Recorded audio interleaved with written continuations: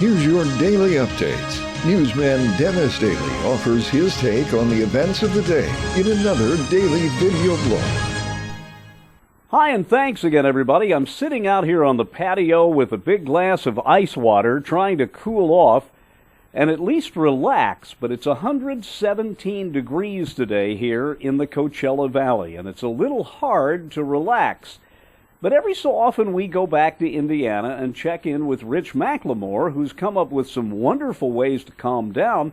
And today, Rich takes us to something we really don't have around here, and that's a river. Hi, Dennis. Yes, both the heat and the humidity are back here in the Midwest. So I thought today to show you another way we relax in the heat is to take you to, of all places, the river. Going to the river is a great way to stay cool. There is nothing more relaxing on a warm afternoon than being near the water. It's also a great way to relieve stress. Just take a look at this slow pace. If you don't like crowds, a trip to a local river or stream is the way to go. This is the White River. It winds its way right through the middle of Indianapolis.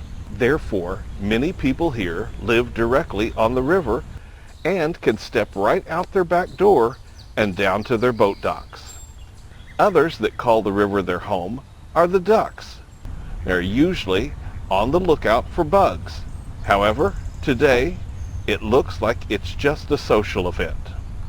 When the sun is right and the river is still, it can look like a reflecting pond. But no matter how you look at it, here in the Midwest, we think a great way to relax is, as the saying goes, down by the river. There really isn't anything like water to cool you down during the summer heat. Back to you in Palm Springs, Dennis. Thanks, Rich. You're making me jealous. I remember as a kid growing up as you did in Daviess County, Indiana, going out to the old White River Bridge down there, out in the middle of absolute nowhere. I guess the only real water we have around here is the Salton Sea that's about an hour or so from here. It's 250,000 acres created by an earthquake very, very long time ago. Huge lake. It's a quasi-recreational area, but there isn't any shade, and it's certainly not as pretty as the White River back home. I'm Dennis Daly with your Daily News Update.